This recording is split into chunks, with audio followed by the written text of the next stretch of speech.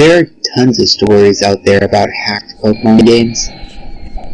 Some of them really quite neat, such as the one about a version where you get a ghost as a starter.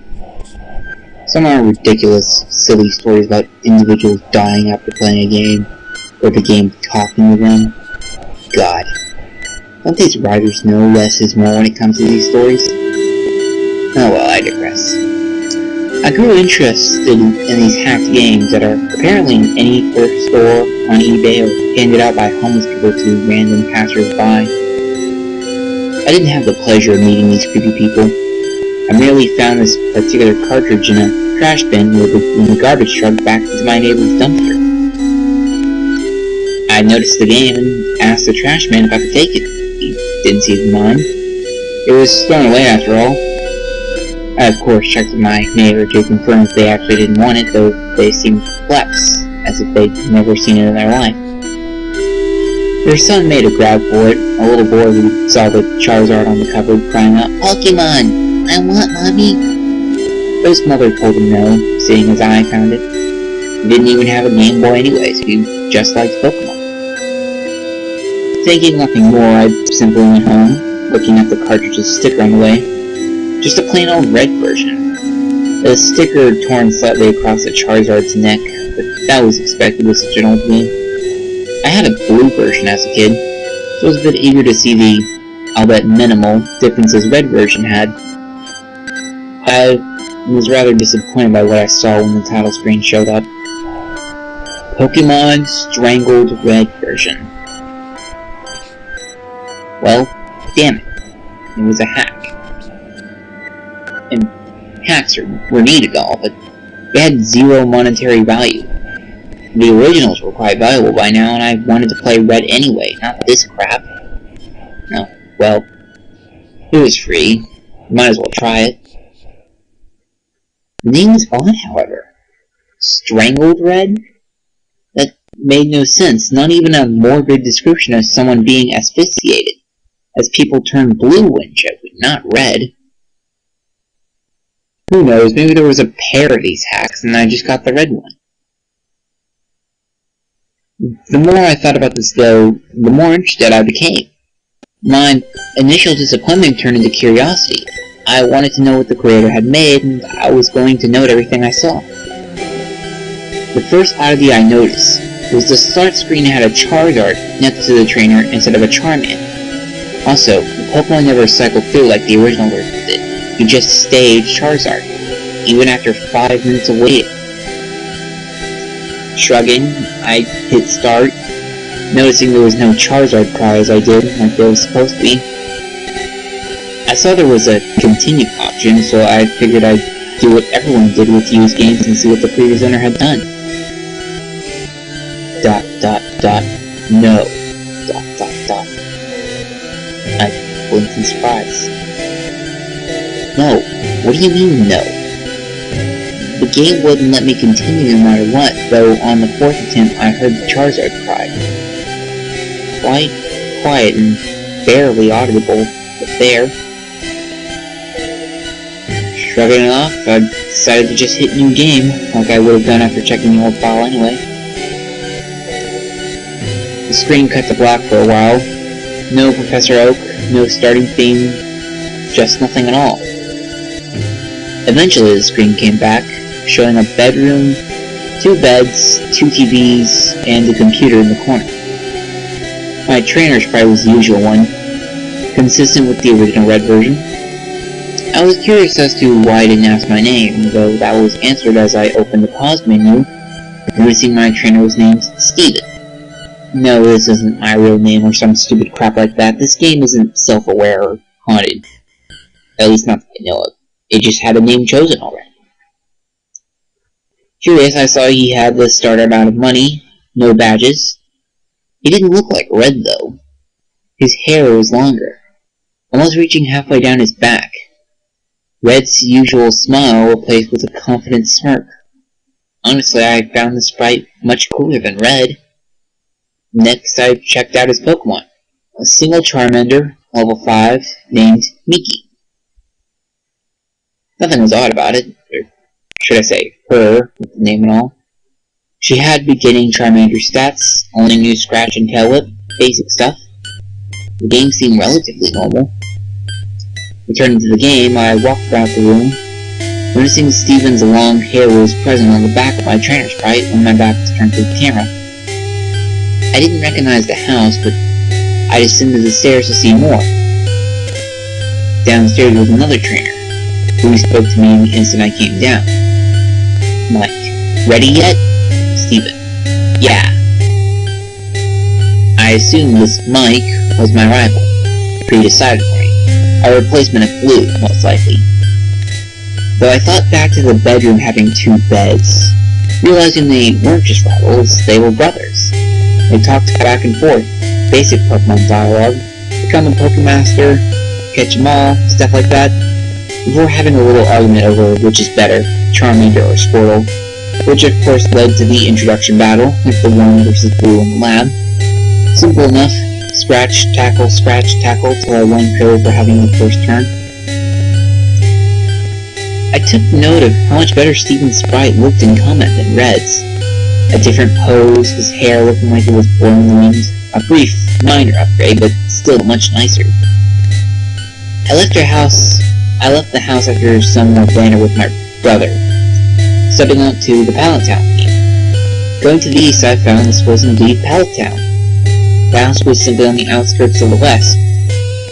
I noticed there was no mysterious grassy field like a normal Pallet Town. Wondering about, I decided to check in on Red's home. His mother was inside, and when I talked to her, she commented on how handsome Steven looked, hoping her son would look up to him as a role model when he became a trainer himself next year. Which of course led me to realize this game took place a year before the original Pokemon. Red was even upstairs playing the Super Nintendo in his room, commenting, "I'm gonna be the best too when it's my turn." I was really starting to like this hack. It was interesting, a completely new adventure, a different character. Hell, Steven even seemed to have a history with people in his town, a reputation, a personality beyond the silent protagonist. People in town talking as a person, making conversation, not just spouting tutorial crap.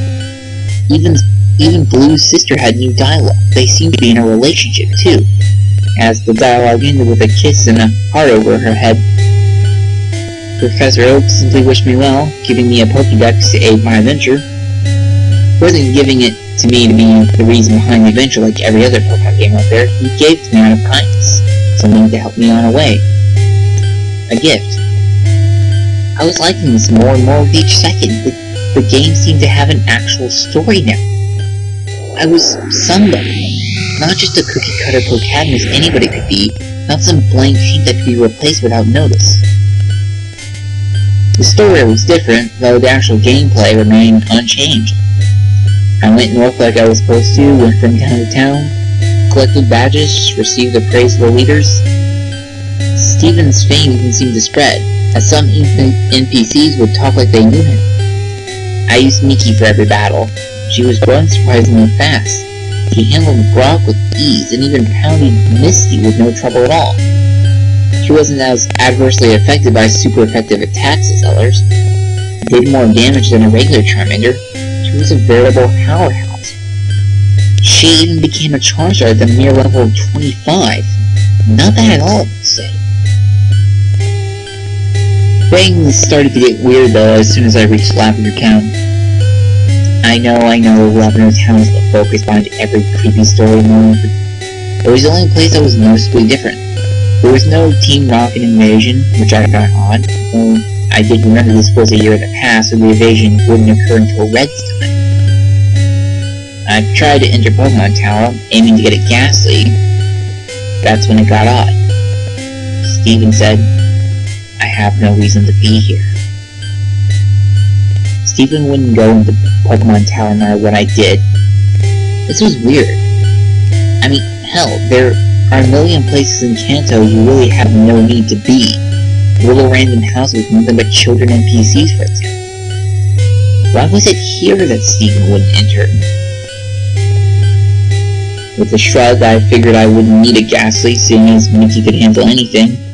So I simply went on my way. Lavender Town serving no purpose other than a passageway with a Poke Center. The game progressed normally from there. The remaining gyms fell, and eventually I made my way to the Elite Four and defeated them. As with Blue, my brother Mike was there before me, initiating the championship battle, which Mickey swept with ease. The aftermath of the battle was quite pleasant. None of the tension that was present before Red and Blue at the end of their match. The brothers congratulated each other on their progress and shook hands before the screen went white. No Hall of Fame or any credits. When the screen came back, it was at the house again. The two brothers sitting at the computer, conversing with each other. Steven said, "I don't want to." Mike said, "Come on, I just gotta borrow her for a second to finish the Pokédex. The entry won't register unless she recognized me as master for just a second." Steven said, "But she's my Mickey." Mike said, "I promise, I'll give her back. Come on, please." And then the option to say yes or no. I was a bit perplexed, so I hit no to be cautious. Mike said, "Come on, please." I pressed no again. Mike said, "Come on, please," again. I realized this would simply continue to loop until I hit yes, so I did, just to see what would happen. Mike said, "Alright, this will just take a sec, and then we'll both be Pokemasters." Steven was silent. The screen changed to the animation show when two people trade Pokemon, which I found a bit weird, seeing as I was solo, but whatever, this was apparently supposed to happen. Mickey went first. I watched lazily as she began to travel down the trading tube. And then a loud snap. It made me jump. The sudden noise resonating in my silent bedroom, loud due to the volume being way up. Looking at the screen, I noticed the game had seemed to freeze. Mickey still in mid-trade, but the game wasn't doing anything. With a sigh, I just turned off the game, wondering when my last save was. When the game turned back on, I stared for a moment at the start screen. There was no Charizard next to the trainer. Upon pressing start, I saw that the new game option was absent, leaving only continue. This was strange, to say the least, so I selected it. The game starting without even showing my stats as usual.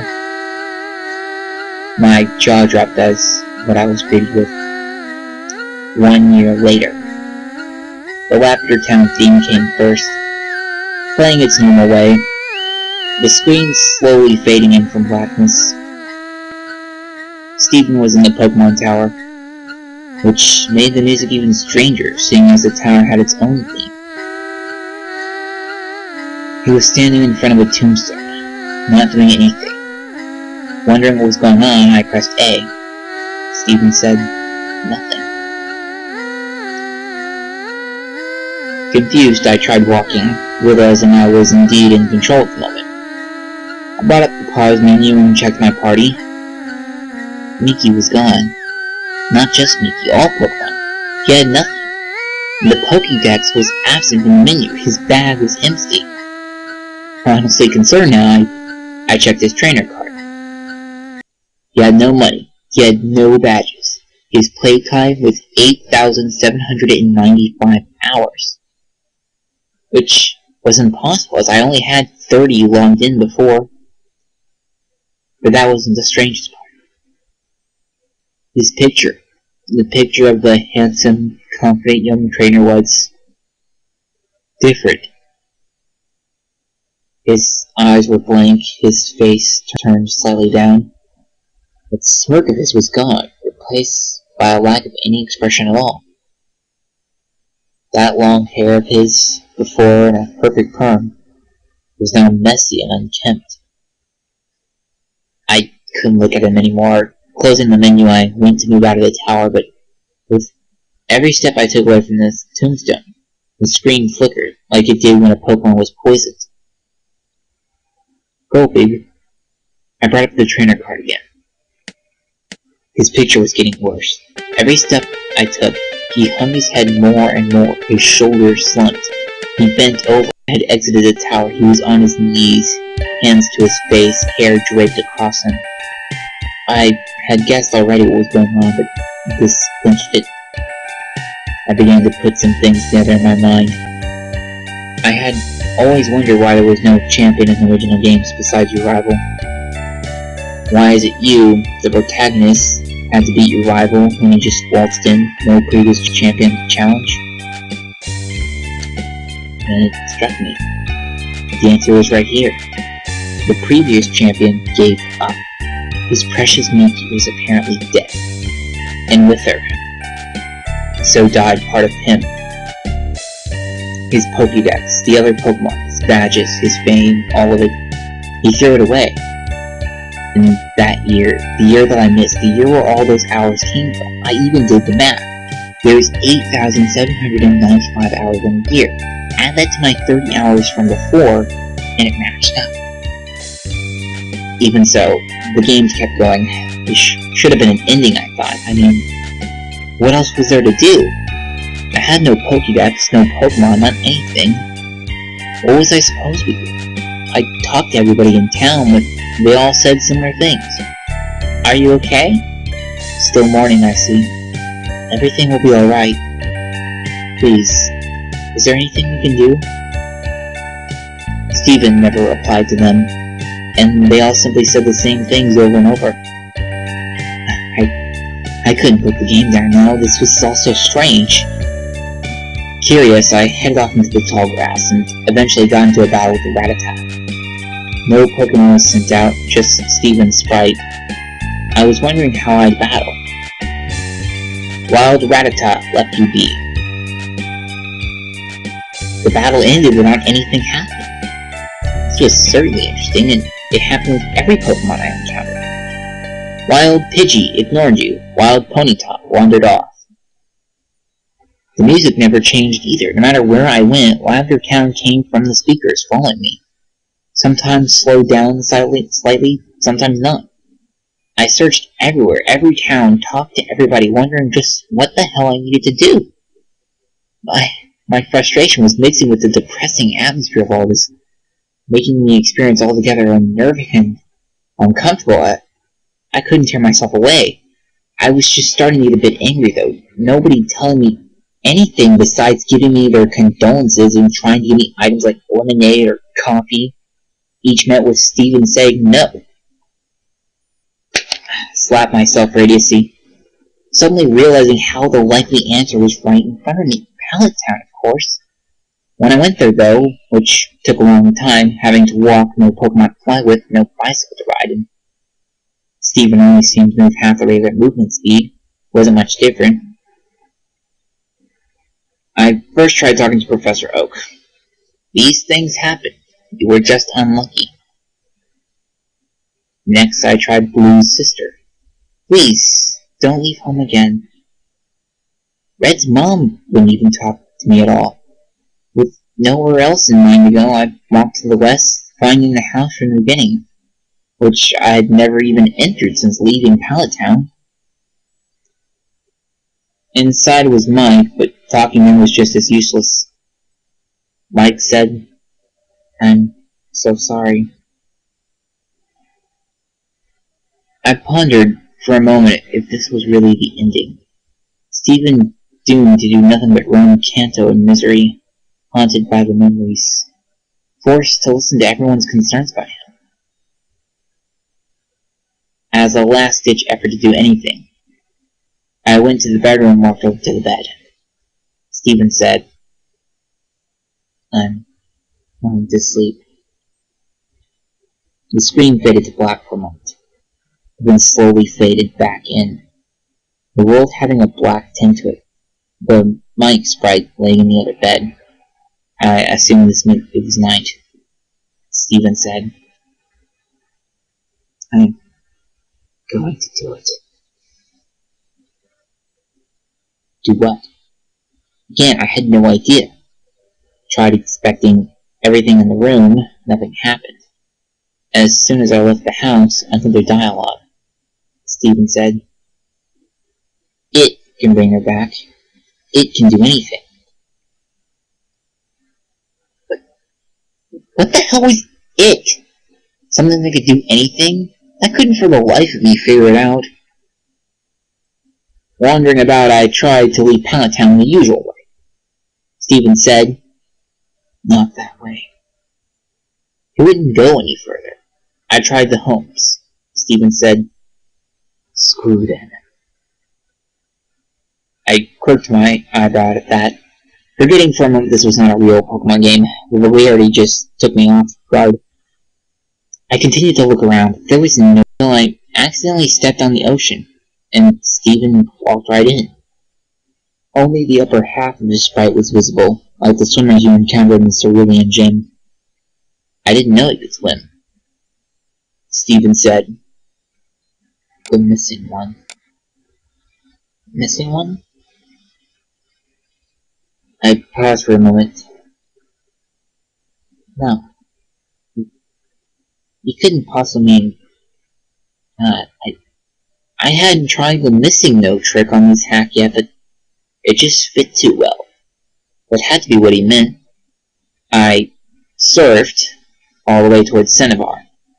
I began to feel something was off, more so than this already was. Silence. The Lavender Town theme had stopped, and there was no noise at all. Nor were there any Pokemon. I just kept going, finding Cinnabar and surfing up and down the east coast. Lo and behold, a wild missing no appeared. Stephen said, "Mine." Wild missing no was caught. What the hell? Stephen didn't do anything. He just commanded that atrocity of broken data to join him. No, become his possession. And it did. I was getting more and more disturbed by this thought. Checking the start menu, I saw missing no was not my party, but instead an item. Makes things even stranger. I checked the trainer card as well. Stephen has his back to me, his long hair draped behind him, his hands in his pockets, nothing else. Remembering what he said at the start of this night, I realized what I had to do. I surfed to land and made my way northeast to where else? Lavender Town. Along the way, I noticed all the trainers, oddly still at this hour, wouldn't look at Stephen. All of them turning when he passed, even those that were normally static. I tried talking to one of the officers in the guardhouse type building. They said, "Just go." They all said the same thing, though one sent chills down my spine. Sometimes dead is best. My hands were sweating by this point. Stephen was about to try the impossible act. Something some would seem as a crime against nature, which many of these people shared that opinion. I steeled myself. It's just a game, and I was going to complete it. It took an eternity to reach Pokemon Tower, but I got there eventually. Taking a deep breath, and heading towards the tombstone. I remembered which one. The image of Stephen standing before it was burned into my mind after all.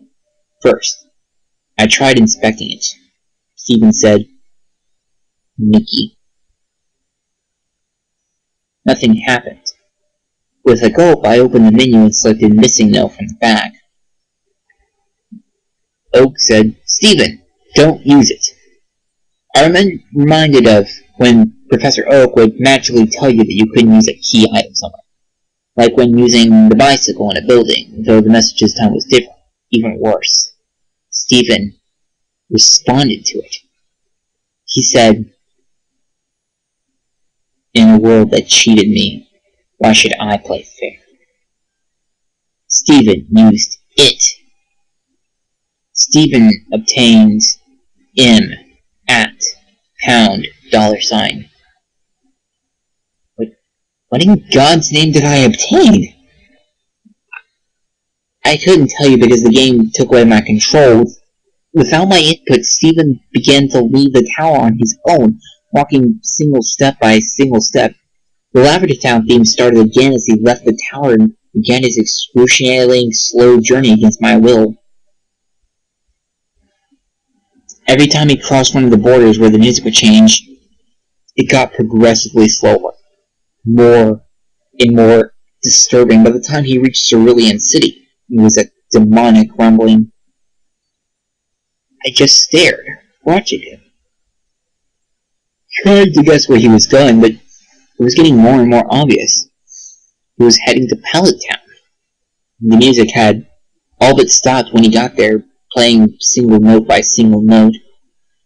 He went exactly where I had guessed, right to his own house, inside, and up the stairs. At this point, there was no music. Stephen moved step by step, stopping at his brother's bed, turning to face him. At first, I thought the game froze. He didn't do anything, simply stood there and I couldn't move it. I did, however, find out I could open the pause menu. I was terrified to look, but I couldn't stop myself. I selected his trainer card. There was a low growl noise, like a distorted Pokemon cry. Steven was looking at me again, directly at the screen. He was hunched over, his bangs obscuring his face. His hair was wild and feathered out. Between his bangs, there wasn't even a face at all, just blank. Just two red eyes looking straight forward, a light grin contrasting with the darkness. That wasn't all. His name was now S!3B3N. I couldn't look away, my eyes glued to his, not breaking contact for some time. My vision was getting blurry until I couldn't see very well. My face grew wet. I was crying, like a baby. There was nothing I could do to hold back the tears. I was with this boy from the start. I built him up to greatness and was then forced to watch his decline after a tragic accident. And now, he was this thing, this abomination. I watched him go insane. Holding my tears, wiping my eyes. I closed out of the trainer card and tried to save the game, wanting to just quit. The game informed me this nothing can be saved now, was the message that appeared. The pause menu wouldn't close no matter what I did. So, with no other option, I checked the bag, and nothing happened. I checked Pokemon, and there was one. A single Sprite Net. It had 0 HP. Its status, DED. Its name, M @ $. I selected it, and I was greeted with 4 options. I picked status, and Steven said, "It's her." I picked switch, and he said, "Never." I tried close, and he said, "No."